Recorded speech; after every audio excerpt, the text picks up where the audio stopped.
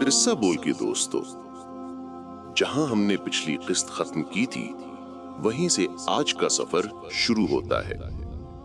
مدینہ کی رات سکون میں ڈوبی ہوئی تھی، آسمان پر ستارے چمک رہے تھے اور مسجد نبوی کے صحن میں ایک نیا مسلمان خالد بن ولید رضی اللہ عنہ اپنی زندگی کے نئے راستے پر کھڑا تھا۔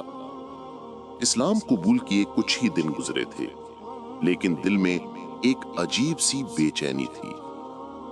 بے چینی نہیں، شوق تھا، وہ شوق جو برسوں سے ان کے دل میں سلگتا رہا۔ کیا میں اب بھی اللہ کی راہ میں کچھ کر سکتا ہوں، یا میرے پچھلے گناہ مجھے روک دیں گے؟ ان دنوں رسول اللہ صلی اللہ علیہ وآلہ وسلم نے قبائل کے درمیان اتحاد کا پیغام بھیجنے کا ارادہ فرمایا۔ یہ کوئی جنگ نہیں تھی، یہ امتحان تھا، اور اس امتحان کے لیے ایک ایسے شخص کی ضرورت تھی جو عقل، نظم اور بہادری رکھتا ہو۔ ایک دن فجر کے بعد رسول اللہ صلی اللہ علیہ وآلہ وسلم نے انہیں بلایا۔ وہ آہستہ آہستہ آگے بڑھے، دل دھڑک رہا تھا۔ نبی کریم صلی اللہ علیہ وآلہ وسلم نے نرمی سے فرمایا، خالد، اللہ نے تمہیں مضبوط جسم بھی دیا ہے اور مضبوط عقل بھی۔ اب وقت ہے کہ تم دونوں کو حق کے لیے استعمال کرو۔ خالد نے سر جھکا کر عرض کیا، یا رسول اللہ، میں حاضر ہوں، بس دعا کیجئے کہ اللہ مجھے ثابت قدم رکھے۔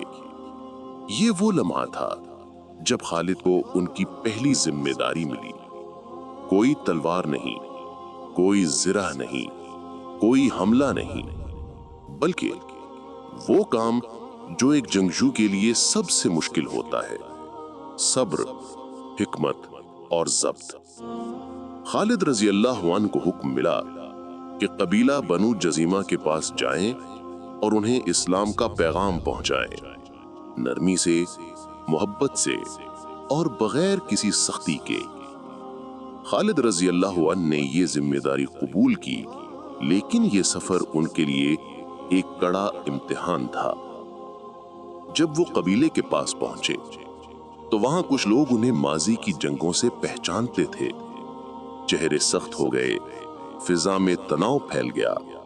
ایک بوڑھا سردار آگے بڑھا اور بولا، یہ وہی خالد ہے نا جو ہمارے بھائیوں کے خلاف جنگوں میں تھا؟ ہم اسے کیوں مانے؟ خالد کے اندر ایک لمحے کے لیے پرانا غصہ انگھڑائی لے کر اٹھا، لیکن جیسے ہی دل سخت ہوا، اسی وقت رسول اللہ صلی اللہ علیہ وآلہ وسلم کی آواز گونج گئی، خالد، آج تمہاری تلوار نہیں، تمہارا کردار اسلام کی خدمت کرے گا۔